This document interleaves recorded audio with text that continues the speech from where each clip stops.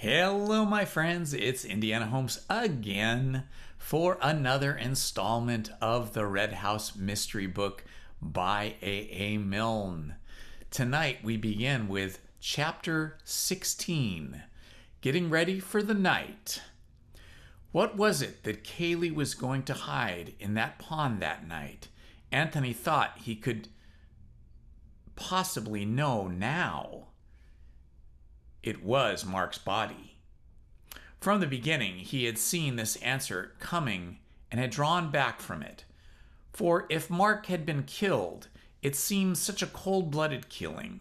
Was Kaylee equal to it? Bill would have said no. But that was because he had had breakfast with Kaylee, and lunch with him, and dinner with him, had ragged him and played games with him.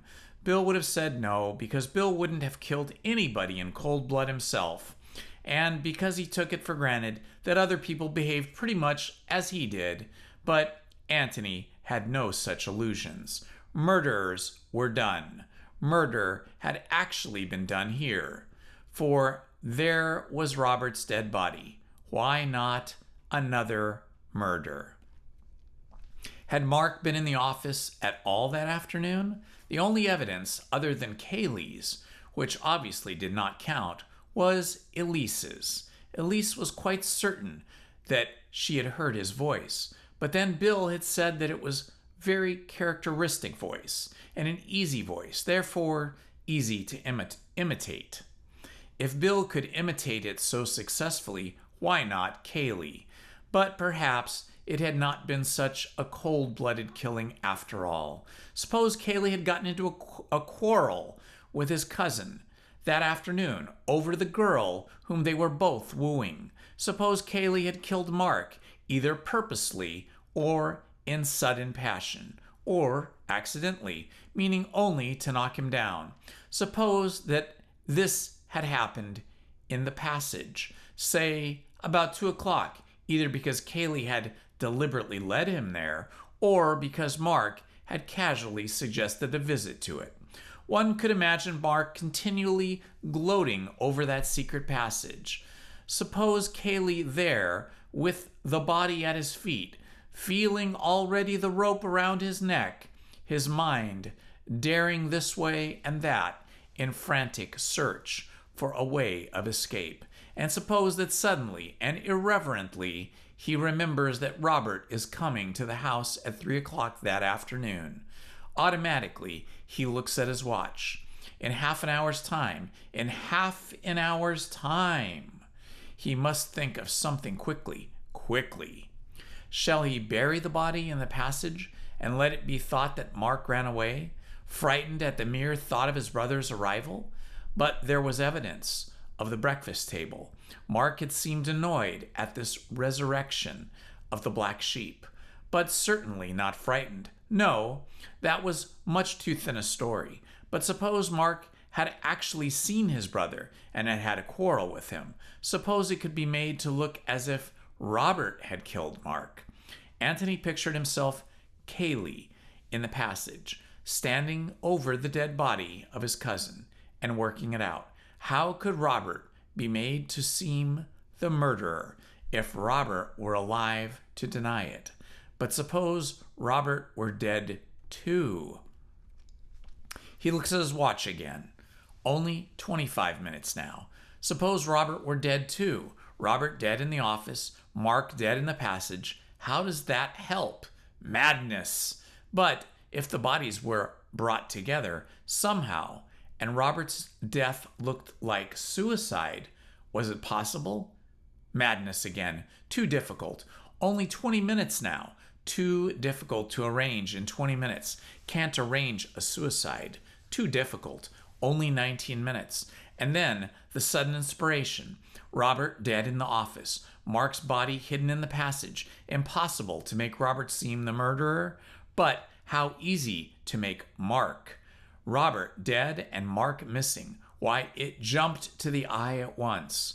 Mark had killed Robert accidentally? Yes, that would be more likely. And then had run away? Sudden panic? He looks at his watch again. 15 minutes. But plenty of time. The thing arranges itself. Was that the solution? Antony wondered. It seemed to fit with the facts as he knew them, but then so did the other theory which he had suggested to Bill in the morning. Which one? Said Bill. They had come back from Jallan's through the park and were sitting in the copse above the pond, from which the inspector and his fishermen had now withdrawn. Bill listened with open mouth to Antony's theory, and save for an occasional "By Jove," had listened in silence. Smart man, Cayley, had been his only comment at the end. Which other theory? That Mark had killed Robert accidentally and had gone to Cayley for help, and that Cayley, having hidden him in the passage, locked the office door from the outside and hammered on it? Yes, but you were so dashed mysterious about that.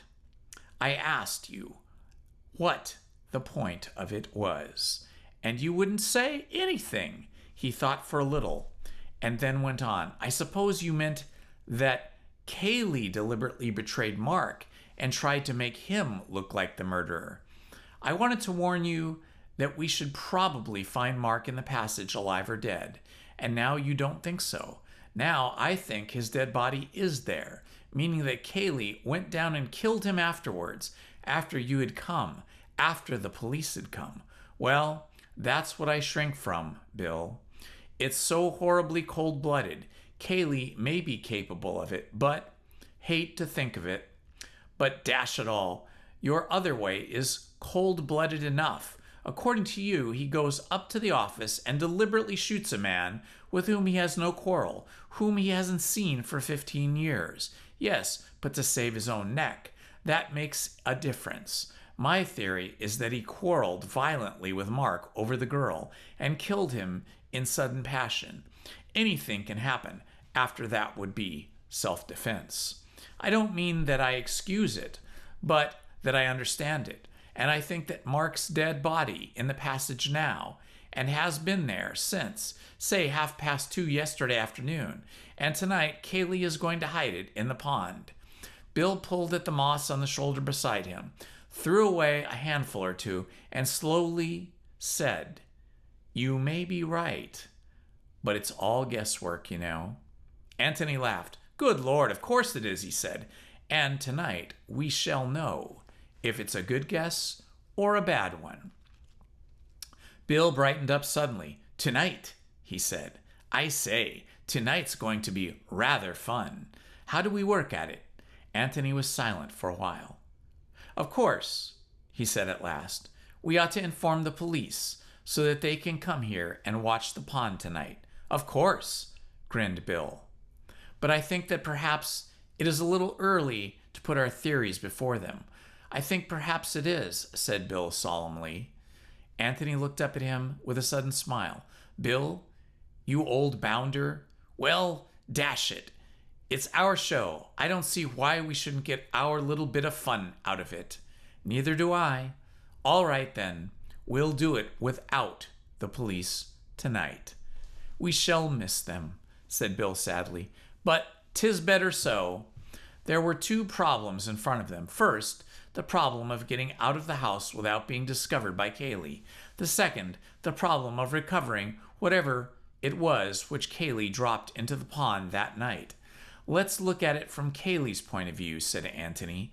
He may not know we're on his track, but he can't help being suspicious of us. He's bound to be suspicious of everybody in the house, and more particularly of us, because we're presumably more intelligent than the others. He stopped for a moment to light his pipe, and Bill took his opportunity of looking more intelligent than Mrs. Stevens. Now he has got something to hide tonight, and he's going to take good care of it that we aren't watching him. Well, what will he do? See that we are asleep first, before he starts out? Yes, come and tuck us up, and see we're nice and comfortable? Yes, that's awkward, said Bill. But we could lock our doors, and then he wouldn't know that we weren't there. Have you ever locked your door? Never. No. And you can bet that Cayley knows that. Anyway, he'd bang on it, and you wouldn't answer, and then what would he think? Bill was silent, crushed. Then I don't see how we're going to do it, he said after deep thought. He'll obviously come to us just before he starts out, and that doesn't give us time to get to the pond in front of him. Let's put ourselves in his place, said Anthony, puffing slowly at his pipe. He's got the body, or whatever it is, in the passage. He won't come up the stairs, carrying it in his arms, and look in at our doors to see if we're awake. He'll have to make sure of it about us first and then go down for the body afterwards. So that gives us a little time. Yes, said Bill thoughtfully. He might just do that, but it'll be a bit of a rush. But wait, when he goes down to the passage and got the body, what will he do next? Come out again? Said Bill helpfully. Yes, but which end? Which end? Bill sat up with a start. By Jove, you mean that he will go out at the far end by the bowling green? Don't you think so? Just imagine him walking across the lawn in full view of the house at midnight with a body in his arms. Think of the awful feeling he would have in the back of his neck, wondering if anybody, any restless sleeper, had chosen just that moment to wander in the window and look out into the night. There's still plenty of moonlight. Bill is going to walk across the park in moonlight with all the windows staring at him, not if he can help it, but he can get out by the bowling green and then come to the pond without ever being in sight of the house, without anyone seeing him at all. You're right. That will be just about enough time to give us time to do what we must. Good. Now, what's the next thing? The next thing is to mark the exact place in the pond where he drops whatever he drops, so that we can fish it out again. If we can see what it is, we shan't want to. The police can have a good go at it tomorrow. But if it's something we can't identify from a distance, then we must try and get it out, to see whether it's worth telling the police about. Yes, said Bill, winking and wrinkling his forehead. Of course, the trouble with water is that one bit of it looks pretty much like the next bit. I don't know if that had occurred to you. It had, said Anthony, smiling. Let's come and have a look at it. They walked to the edge of the copse and lay down there in silence, looking at the pond beneath them. See anything? Said Anthony at last. What? The fence on the other side. What about it? Well, it's rather useful, that's all, said Sherlock Holmes enigmatically, added Bill. A moment later, his friend Watson had hurled him into the pond and laughed. I love being Sherlocky, he said. It's very unfair of you not to play up to me. Why is that fence useful? Why indeed is it useful, dear Holmes, said Bill obediently. Because you can take a bearing on it, you see. Yes, you needn't stop to explain me what a bearing is. I wasn't going to, but you're lying here. He looked up underneath this pine tree. Cayley comes out in the old boathouse and drops his parcel in.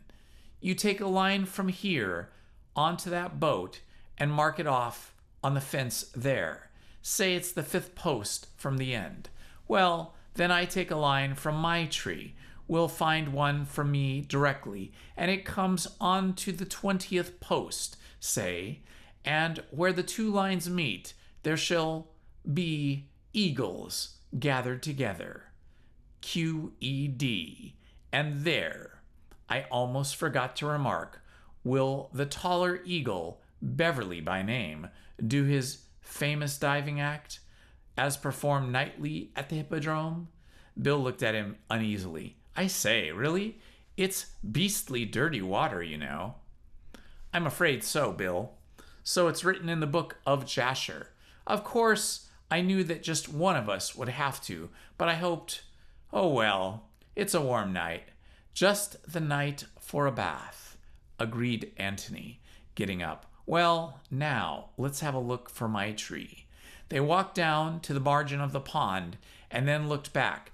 Bill's tree stood up and took the evening, tall and unmistakable, 50 feet nearer to heaven than its neighbors, but it had its fellow at the other end of the copse, not quite so tall, perhaps, but equally conspicuous.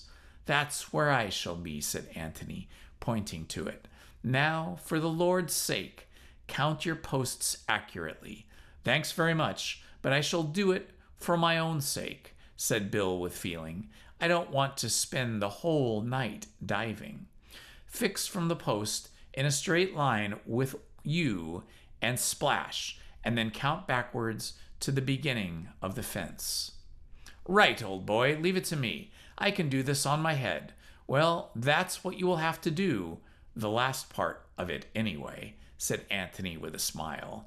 He looked at his watch. It was nearly time for change for dinner. They started to walk back to the house together. There's one thing which worries me rather, said Antony. Where does Kaylee sleep? Next door to me. Why? Well, it's just possible that he might have another look at you after he's come back from the pond. I don't think he'd bother about it in the ordinary way, but if he's actually passing your door, I think he might glance in. I shan't be there. I shall be at the bottom of the pond, sucking up mud. Yes. Do you think you could leave something in your bed that looked vaguely like you in the dark? A bolster with a pajama coat around it, and one arm outside the blanket, and a pair of socks or something for the head? You know, the kind of thing. I think it would just please him to feel that you were still sleeping peacefully. Bill chuckled to himself. Rather. I'm awfully good at that. I make him up really good. You'll see. But what about you? I'm at the other end of the house. He'll hardly likely to be bothered by me a second time. And I shall be so very fast asleep at his first visit. Still, I may as well be on the safe side. They went into the house. Kaylee was in the hall as they came in. He nodded and took out his watch. Time change, he said. Just about, said Bill. You didn't forget my letter. I did not. In fact, we had tea there. Ah, he looked away and said carelessly, how were they all? They sent all sorts of sympathetic messages to you, and all the sort of thing. Oh, yes. Bill waited for him to say something more, and then, as nothing was coming, he turned round and said, Come on, Tony, and led us the way upstairs. Got all you want? He said at the top of the stairs. I think so. Come and see me before you go down. Right-o. Antony shut his bedroom door behind him and walked over to the window. He pushed it open and looked out. His bedroom was just over the door at the back of the house. The side wall of the office, which projected out into the lawn beyond the rest of the house, was on his left. He could step out onto the top of the door and from there drop easily to the ground. Getting back would be a little bit more difficult. There was a convenient water pipe which would help. He had just finished his dressing when Bill came in. Final instructions, he asked, sitting down on the bed. By the way, how are we amusing ourselves after dinner? I mean, immediately after dinner. Billiards? Right-o, anything you like. Don't talk too loudly, said Antony in a lower voice. We're more or less over the hall, and Kaylee may be there. He led the way to the window. We'll go out this way tonight. Going downstairs is too risky. It's easy enough. Better put on tennis shoes. Right. I'll say, in case I don't get another chance, alone with you, what do I do when Kaylee comes to tuck me up? It's difficult to say. Be as natural as you can. I mean, if he's just knocks lightly and looks in, be asleep. Don't overdo it, the snoring and all. But if he makes a hell of a loud noise, you'll have to wake up and rub your eyes and wonder what on earth he's doing in your room at all. You know, the sort of thing. Right. And about the dummy figure, I'll make it up directly when we come upstairs and hide it under the bed. Yes, I think we'd better go completely to bed ourselves. We shan't take a moment dressing again, and it will give him time to get safely into the passage. Then come into my room. Right? Are you ready? Yes. They went downstairs together.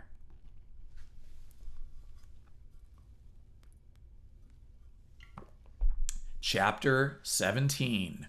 Mr. Beverly Takes the Water. Kaylee seemed very fond of them that night. After dinner was over, he suggested a stroll outside. They walked up and down the gravel in front of the house, saying very little to each other until Bill could stand it no longer. For the last 20 turns, he had been slowly down, hopefully each time they came round to the door. But the hint had always been lost on his companions, and each time another turn had been taken, but in the end he had been firm.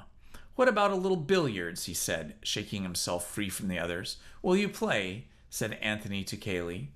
"I'll watch you," he said, and he watched them resolutely until the game, and then another game, after that had been played. They went into the hall and attacked the drinks. "Well, thank heaven for bed," said Bill, putting down his glass. "Are you coming?"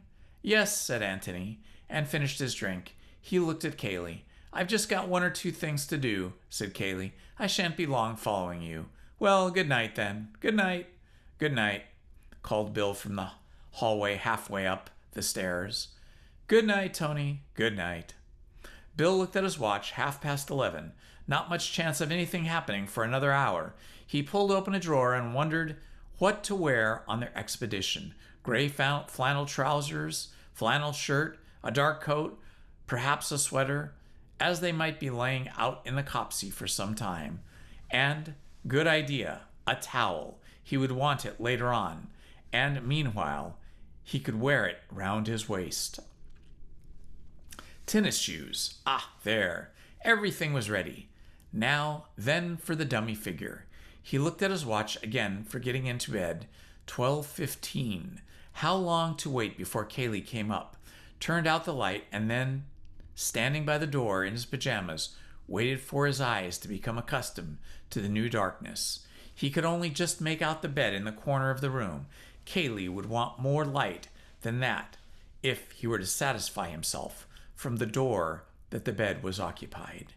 He pulled the curtains a little way back. That was just about right. He could have another look later on when he had the dummy figure in the bed. How long would it be before Kaylee came up? It wasn't that he wanted his friends, Beverly and Gillingham, to be asleep before he started on his business at the pond. All that he wanted was to be sure that they were safely in their bedrooms.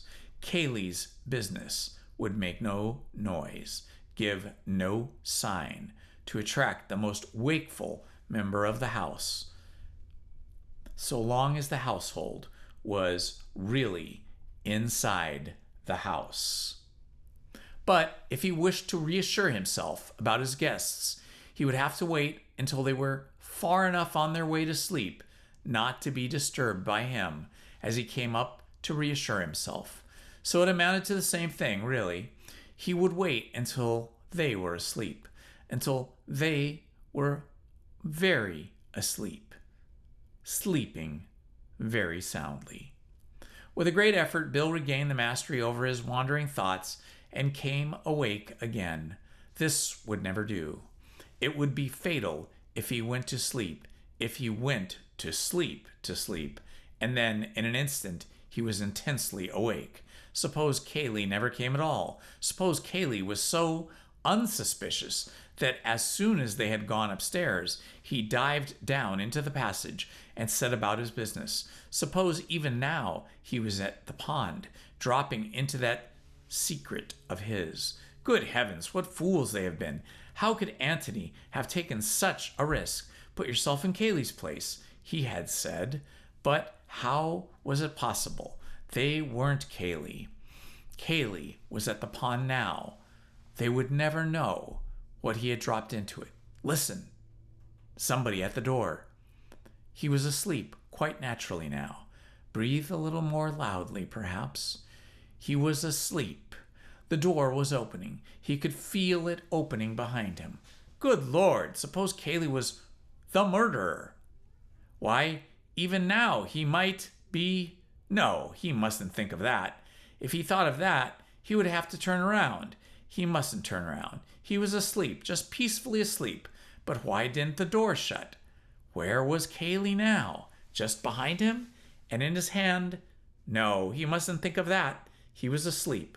But why didn't the door shut? The door was shutting.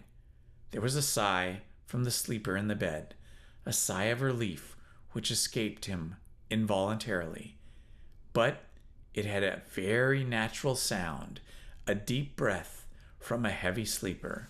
He added another one to make it seem more natural, and the door was shut.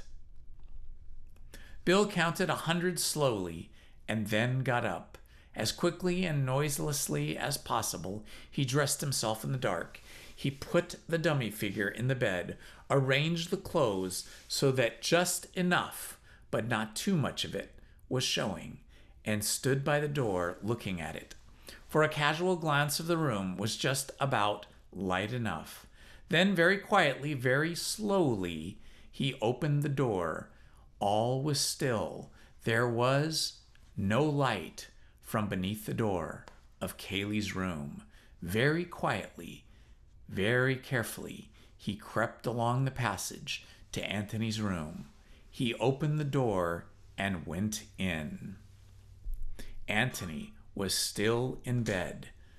Bill walked across to wake him, and then stopped rigid, and his heart thumped against his ribs. There was somebody else in the room. "All right, Bill," said a whispering voice, and Anthony stepped out from the curtains. Bill gazed at him without saying anything. "Rather good, isn't it?" said Anthony, coming closer and pointing to the bed. "Come on." "The sooner we get out of here, the better." He led the way out of the window, the silent Bill following him. They reached the ground safely and noiselessly, went quickly across the lawn, and so over the fence into the park. It was not until they were out of sight of the house that Bill felt safe to speak. "I quite thought it was you in bed," he said. "I hoped you would. I shall be rather disappointed now if Kaylee doesn't call again. It's a pity to waste it. He came all right just now. Or rather, what about you?" Bill explained his feelings picturesquely. "There wouldn't have been much point in his killing you," said Anthony prosaically, "besides being too risky." "Oh," said Bill, and then, "I had rather hoped that it was his love for me which restrained him." Anthony laughed. "I doubt it. You didn't turn up your light when you dressed." "Good Lord, no. Do you want me to?" Anthony laughed again and took him by the arm. "You're a splendid conspirator, Bill. You and I could take on anything together." The pond was waiting for them, more solemn in the moonlight. The trees which crowned the sloping bank on the far side of it were mysteriously silent. It seemed that they had the world very much to themselves. Almost unconsciously, Anthony spoke in a whisper. "There's your tree. There's mine. As long as you don't move, there's no chance of seeing you.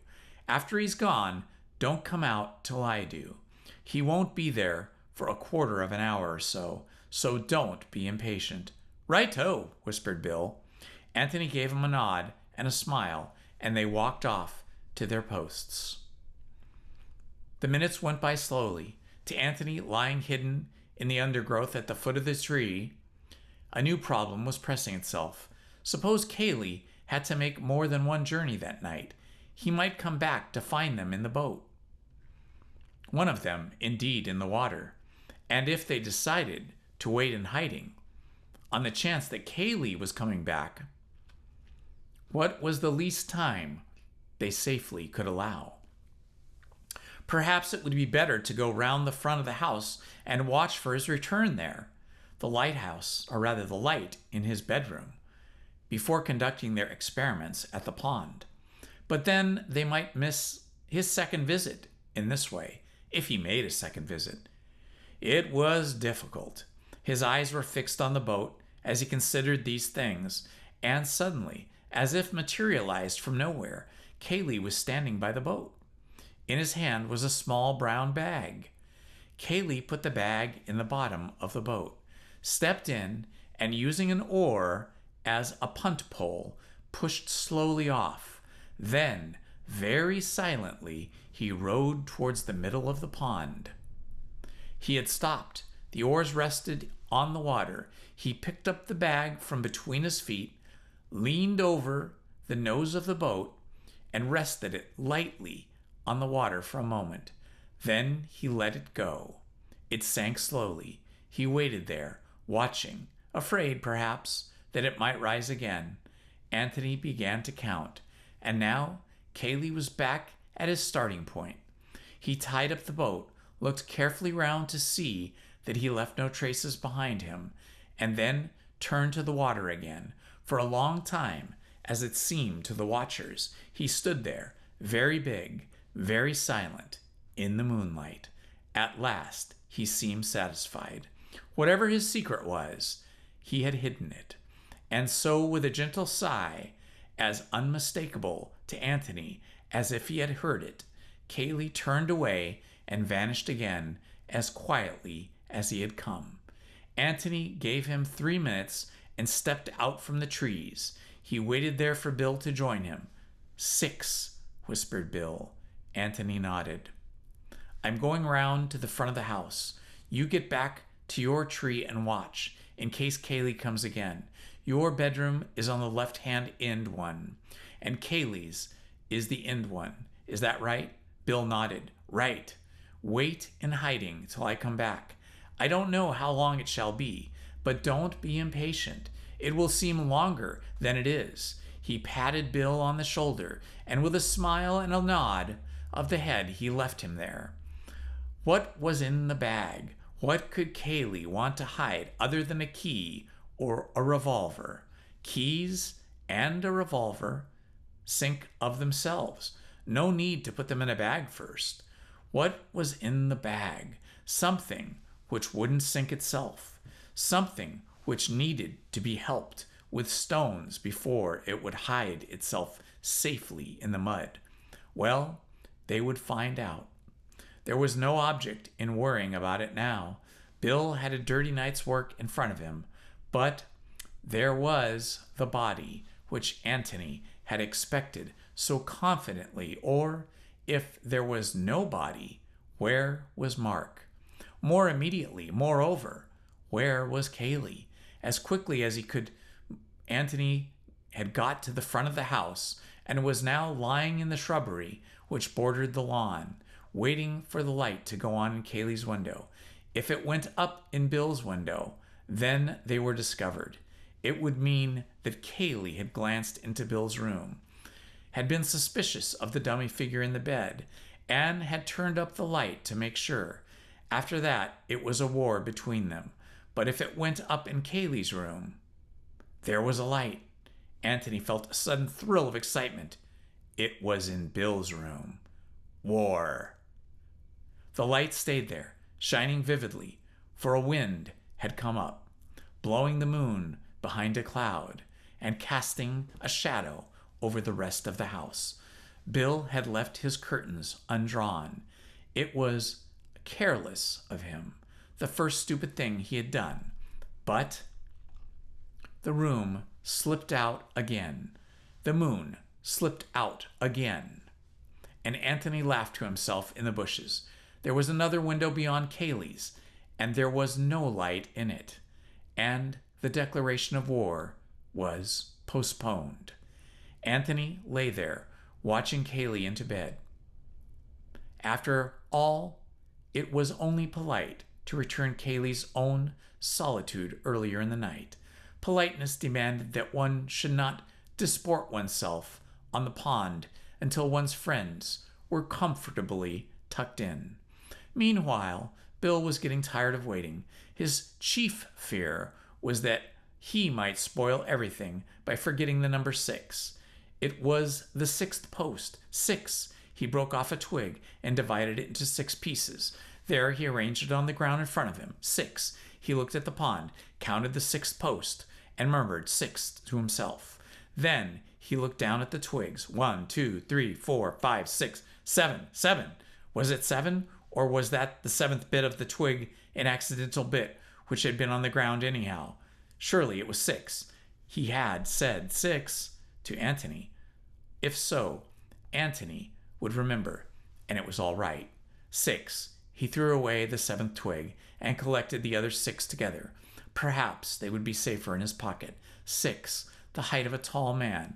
Well, his own height. 6 feet. Yes, that was the way to remember it. Feeling a little safer on the point, he began to wonder about the bag and what Antony would say to it, and the possible depth of the water and of the mud at the bottom, and was still wondering and saying, "Good Lord, what a life to myself," or to himself, when Antony reappeared.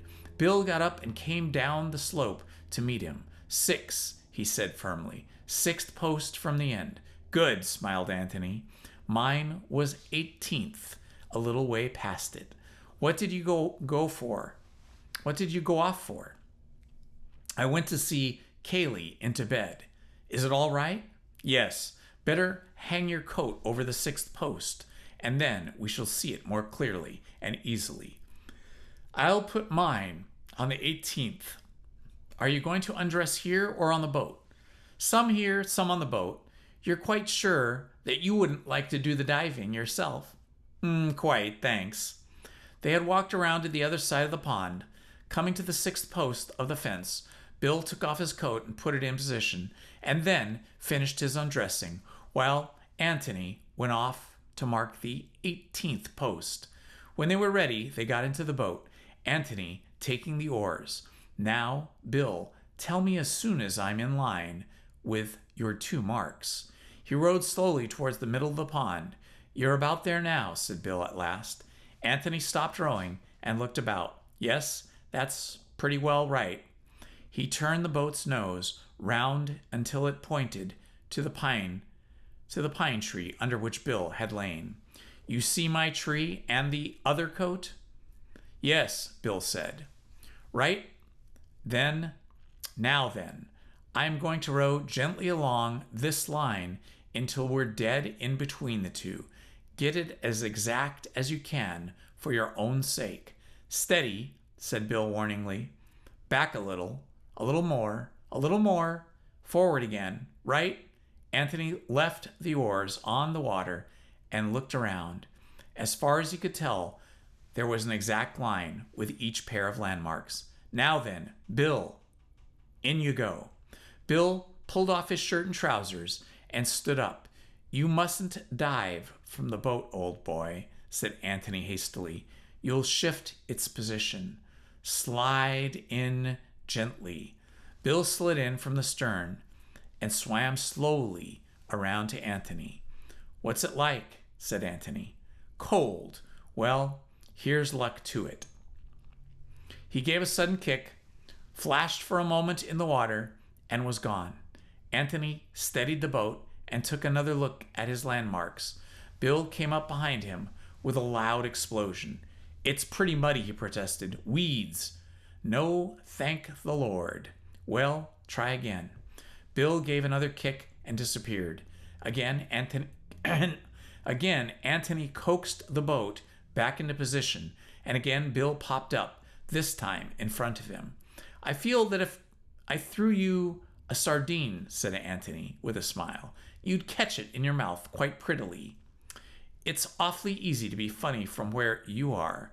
How much longer have I got to go on doing this? Antony looked at his watch. About 3 hours? You must get back before daylight, but be quicker if you can, because it's rather cold for me sitting here. Bill flicked a handful of water at him and disappeared again.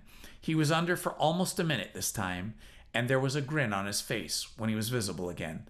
I've got it, but it's devilishly hard to get up. I'm not sure that it isn't too heavy for me. That's all right, said Antony. He brought out his ball of thick string from his pocket. Get this through the handle if you can, and then, when we can, we will both pull. Good man. He paddled to the side, took one end and a string, and paddled back. Now then, 2 minutes later, the bag was safely in the boat. Bill clambered in after it, and Antony rowed back. Well done, Watson, he said quietly. As they landed, he fetched their 2 coats, and then weighted the bag in his hand. While Bill dried and dressed himself, as soon as the ladder was ready, he took his arm and led him to the copsey. He put the bag down and felt his pockets.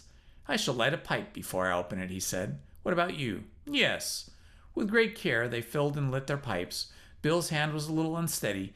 Anthony noticed it before he gave him a reassuring smile. "Ready?" "Yes." They sat down. Taking the bag between his knees, Anthony pressed the catch and opened it. "Clothes," said Bill. Anthony pulled out the top garment and shook it out. It was wet, brown and flannel. A brown flannel coat, in fact. "Do you recognize it?" he asked. It's Mark's brown flannel suit. The one he was advertising as having run away in. "Yes, it looks like that, of course. He had a dashed lot of clothes." Anthony put his hand in the breast pocket and took out some letters. He considered them doubtfully for a moment. "I suppose I'd better read them," he said. "I mean, just to see." He looked inquiringly at Bill, who nodded. Anthony turned on his torch and glanced at them. Bill waited anxiously. "Yes, Mark? Hello? What is it?" "The letter that Kaylee was telling the inspector about, from Robert. Mark, your loving brother, is coming to see you. Yes, I suppose I had better keep this. Well, that's his coat. Let's have it out. What's the rest of it say?" He took out the remaining clothes from the bag and spread them out. "They're all here," said Bill. "Shirt, tie, socks, underclothes, shoes. Yes, all of them. All that he was wearing yesterday. Yes." "What do you make of it?" Bill shook his head and asked another question. "Is it what you expected?" Anthony laughed suddenly. "It's too absurd," he said. "I expected, well, you know what I expected. A body in a suit of clothes. Well, perhaps it would have been safer to hide them separately. The body here, the clothes in the passage, where they would never betray themselves. And now he takes a great deal of trouble to hide clothes here and doesn't bother about the body at all." He shook his head. "I'm a bit lost for the moment, Bill, and that's a fact. Anything else there?" Anthony felt in the bag. "Stones and—" "Yes, there's something else." He took it out and held it up. "There we are, Bill. It was the office key. By Jove, you were right." Anthony felt in the bag again and then turned it gently upside down on the grass. A dozen large stones fell out and something else. He flashed down his torch. "Another key," he said. He put the 2 keys in his pocket and sat there for a long time in silence, thinking. Bill wasn't silent, too, not liking to interrupt his thoughts, but at last he said, "Shall I put these things back?" Anthony looked up with a start. "What? Oh, yes. No, I'll put them back. You give me a light, will you?" Very slowly and carefully, he put the clothes back in the bag, pausing as he took out each garment, and the certainty, as it seemed to Bill, that it had something to tell him if only he could read it. When the last of them was inside, he still waited, there on his knees, thinking. "That's the lot," said Bill. Anthony nodded at him. "Yes, that's the lot," he said, "and that's the funny thing about it. You're sure it is the lot?" "What do you mean?" "Give me the torch a moment." He took it out and flashed it over the ground between them. "Yes, that's the lot." "It's funny." He stood up, the bag in his hands. "Now let's find a hiding place for these." And then he said no more, but stepped off through the trees, Bill following him meekly. As soon as they had gotten the bag off their hands and were clear of the copsey, Anthony became more communicative. He took the 2 keys out of his pocket. "One of them is the office key, I suppose, and the other is a key to the passage cupboard. So I thought that perhaps we might have a look at the cupboard. I say, do you really think it is? Well, I don't see what else it can be. But why should he want to throw it away?" "Because it has now done its work, whatever it is or was."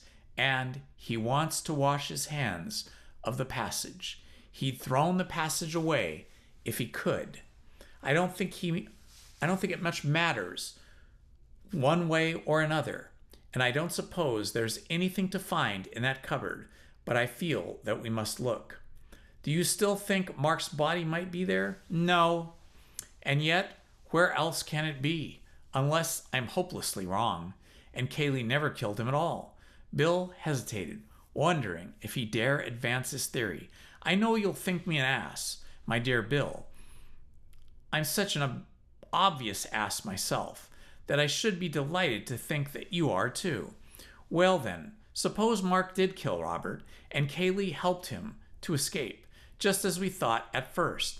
I know you proved afterwards that it was impossible, but suppose it happened in a way we don't know about, and for reasons we don't know about. I mean, there are such a lot of funny things about the whole show, and that, well, almost anything might have happened. You are quite right. Well, then, this clothes business, doesn't that seem rather to bear out the escaping theory? Mark's brown suit was known to the police. Couldn't Kaylee have brought him another one in the passage to escape in, and then have tried, or could have maybe tried the brown one and had that one in his hands and thought it the safest to hide it in the pond? Yes, said Anthony thoughtfully. Then go on. Bill went on eagerly. It all seems to fit in, you know. I mean, even with your first theory, that Mark killed him accidentally and then came to Kaylee for help. Of course, if Kaylee had played fair, he'd have told Mark that he had nothing to be afraid of. But he wasn't playing fair. He wants to get Mark out of the way because of the girl. Well, this is his chance. He makes Mark as frightened as possible and tells him that his only hope is to run away. Well, naturally he does all he can to get him out of the way, well away, because if Mark is caught, the whole story of Kaylee's treachery comes out. Yes, but isn't it overdoing it rather to make him change his underclothes and everything? It wastes a good deal of time, you know. Bill was pulled up short and said, in great disappointment. No, it's not as bad as that, Bill, said Anthony with a smile. I dare say the underclothes could be explained, but here's the difficulty. Why did Mark need to change from brown to blue, or whatever it was, when Kaylee was the only person who saw him in brown? The police description of him says that he is in a brown suit. Yes, because Kaylee told that to the police. You see, even if Mark had had lunch in his brown suit, and the servants had noticed it, Kaylee could always have pretended that he changed into the blue one after lunch, because only Kaylee saw him afterwards. So, if Kaylee had told the inspector that he was wearing blue, Mark could have escaped quite comfortably in his brown without needing to change at all. But that's just what he did. That's what he did do, cried Bill triumphantly. What fools we are! Anthony looked at him in surprise and then shook his head. Yes, insisted Bill. Of course. Don't you see? Mark did change after lunch. And to give him more of a chance of getting away, Kaylee lied and said that he was wearing the brown suit in which servants had seen him. Well, then he was afraid that the police might examine Mark's clothes and find the brown suit still there, so he hid it, and then dropped it by the pond afterwards. He turned eagerly to his friend Anthony and said nothing. Bill began to speak again and was promptly waved into silence. Don't say anything more, old boy. You've given me quite enough to think about.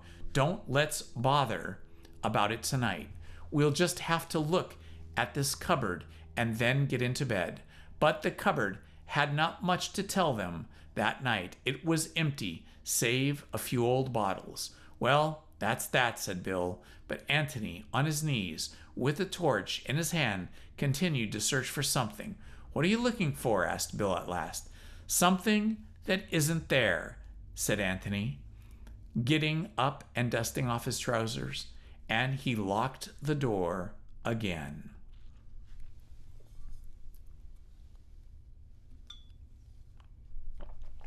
Chapter 18. The Guesswork. The inquest was at 3 o'clock.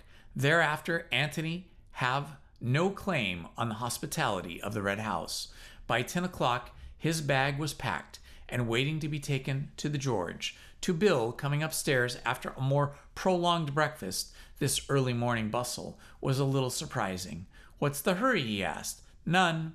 But we don't want to come back here after the inquest.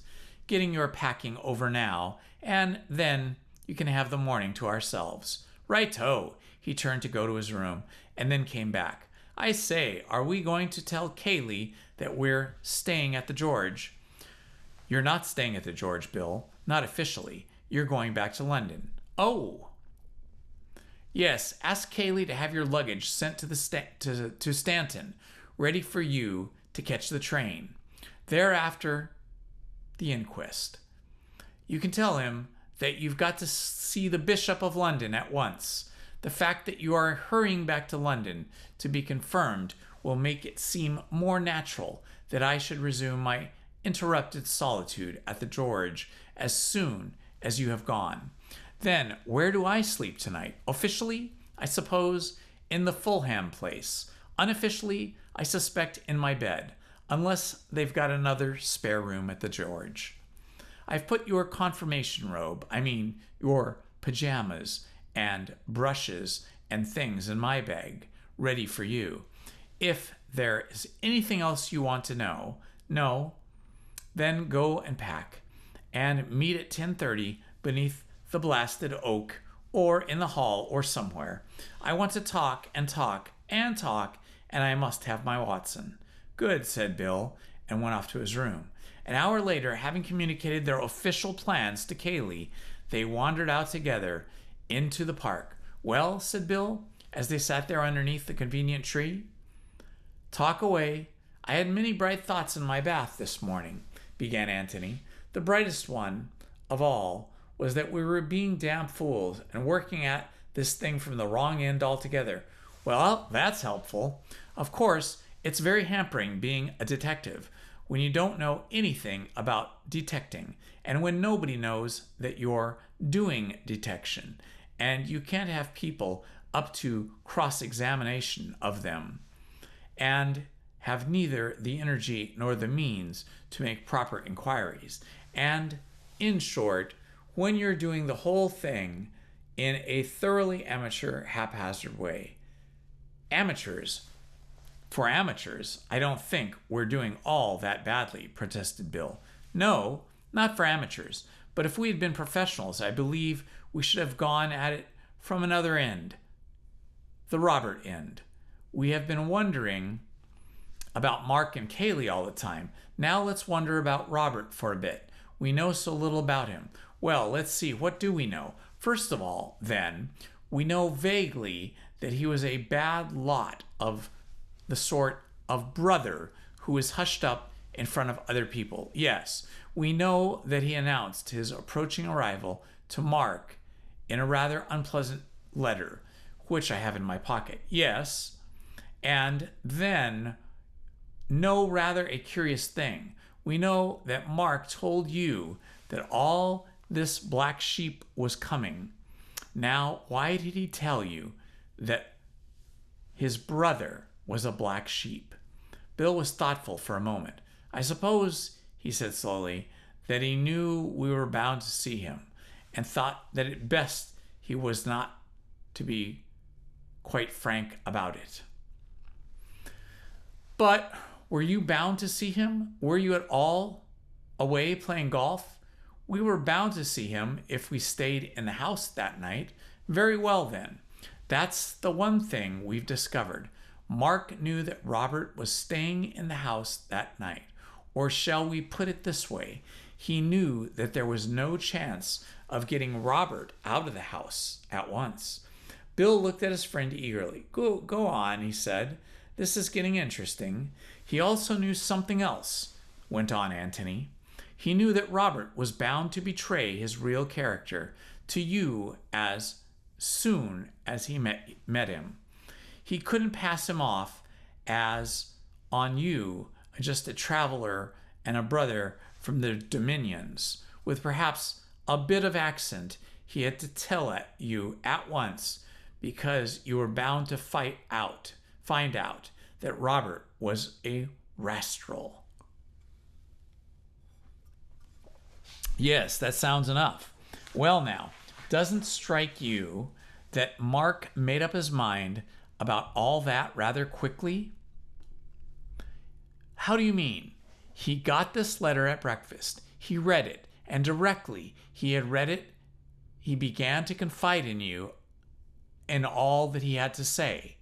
That is to say, in about 1 second, he thought out the whole business and came to a decision, 2 decisions. He considered the possibility of getting Robert out of the way before you came back and decided it was impossible. He considered the possibility of Robert's behaving like an ordinary, decent person in public and decided that it was very unlikely. He came to those 2 decisions instantaneously, as though he were reading a letter.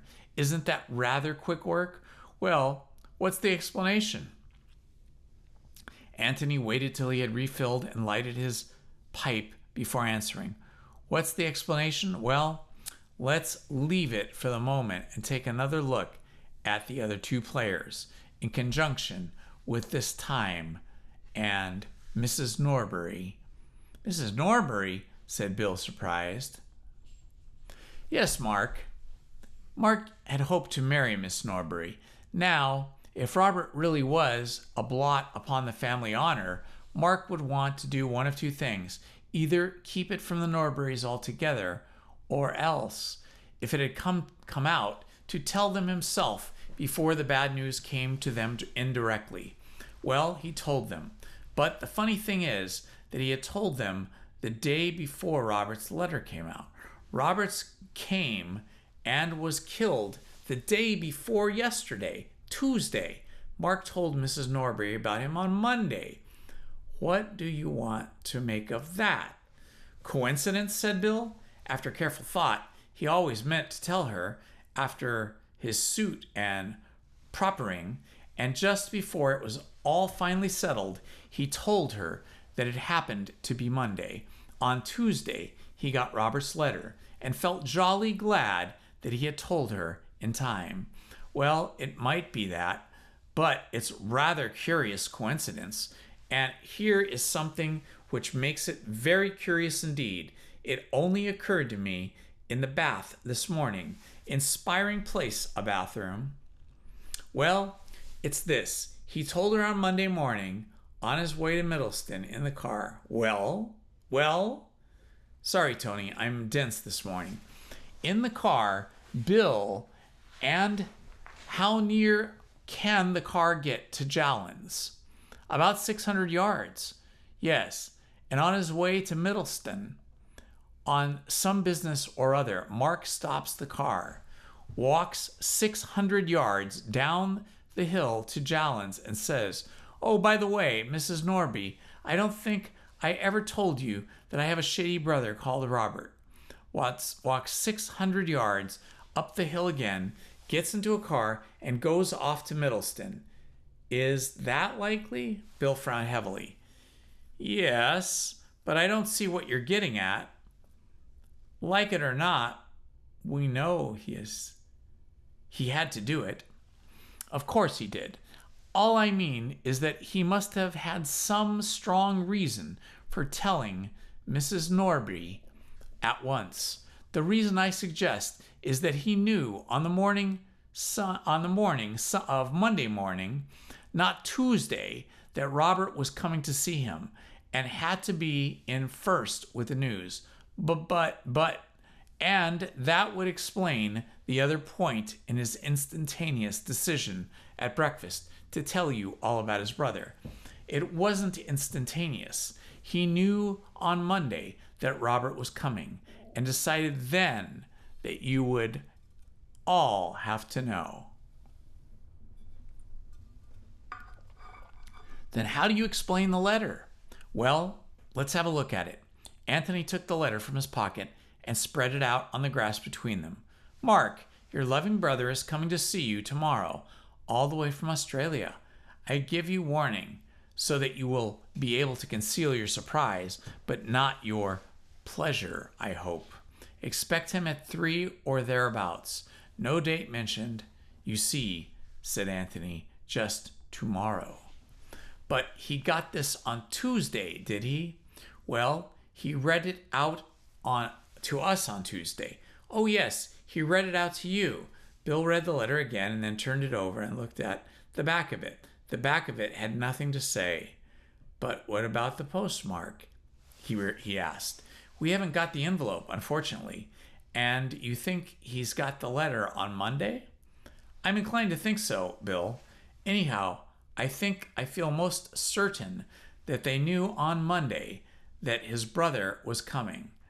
Is that going to help us much? No. It makes it more difficult. There's something very uncanny about it. I don't understand it. He was silent for a while and then added, I wonder if the inquest is going to help us. What about last night? I'm longing to hear what you make of that. Have you been thinking about it at all? Last night, said Anthony thoughtfully to himself. Yes, last night wants some explaining, doesn't it? Bill waited hopefully for him to explain. What, for instance, had Anthony been looking for in the cupboard? I think, began Anthony slowly, that after the last night, we must give up the idea that Mark has been killed, or killed. I mean, by Kaylee. I don't believe anybody would go to so much trouble to hide a suit of clothes when he had a body on his hands. The body would seem so much more important. I think we may take it now that the clothes are all that Kaylee had to hide. But why not have kept them in the passage? He was frightened of the passage. Miss Norris knew about it. Well then, in his own bedroom, or even in Mark's, for all you know or all anybody knew, Mark might have had 2 brown suits. He probably had, I should think. Probably, but I doubt if that would reassure Kaylee. The brown suit sure hid a secret, and therefore the brown suit had to be hidden. We all know that in theory, the safest hiding place is the most obvious, but in practice, very few people have the nerve to risk it. Bill looked rather disappointed. Then he just came back to where we were. He complained. Mark killed his brother, and Kaylee helped him to escape through a passage, either in order to compromise him or because there was no other way out. And he stopped and helped him by telling a lie about his brown suit. Anthony smiled back at him in genuine amusement. Bad luck, Bill, he said sympathetically. There's only one thing to do. One thing to do. And only one murder after all. I'm awfully sorry about it. It was my fault. Shut up, you ass. You know I didn't mean that. Well, you seemed awfully disappointed. Bill said nothing for a little while, and then, with a sudden laugh, confessed, It was so exciting yesterday, he said apologetically, and we seemed to be just getting there and discovering the boats almost wonderful things. And now, well, it's so much more ordinary. Anthony gave a short shout of laughter. Ordinary, he cried. Ordinary? Well, I'm dashed ordinary. If only one of you, or if only one thing would happen in an ordinary way, we might do something. But everything is ridiculous. Bill brightened up again. Ridiculous? How? Every way. Take those ridiculous clothes we found last night. You can explain the brown suit, but why the underclothes? You can't explain the underclothes in some absurd way.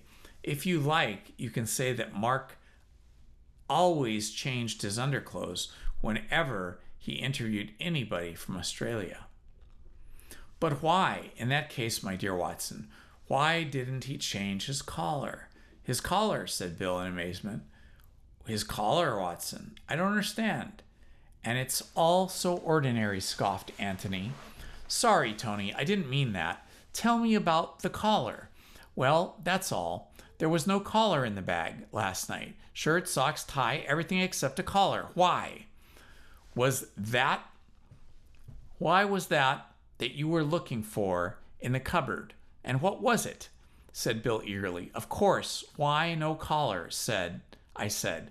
For some reason, Kaylee considered it necessary to hide all Mark's clothes, not just the suit, but everything which he was wearing, or I supposed to be wearing, at the time of the murder.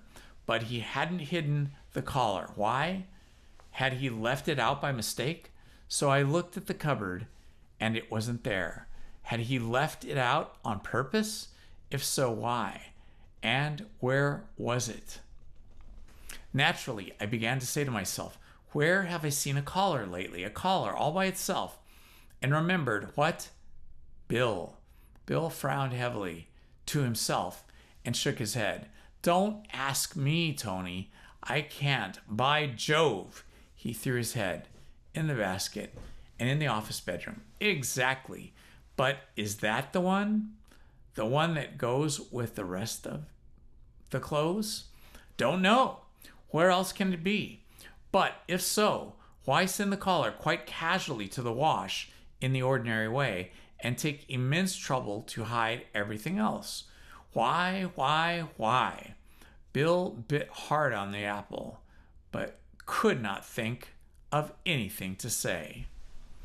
Anyhow, said Antony, getting up restlessly, I am certain of one thing. Mark knew on the Monday that Robert was dead. And that, my friends, is the end to another chapter. I believe that was chapter 18. When we meet again, we will begin with chapter 19. But for tonight, this has been Indiana Homes. I hope you enjoyed tonight's chapters. See you again tomorrow night to continue with the Red House mystery. Love to you all. Good night, everyone. Please hit the like button, subscribe, and hit the notifications button. Thank you very much.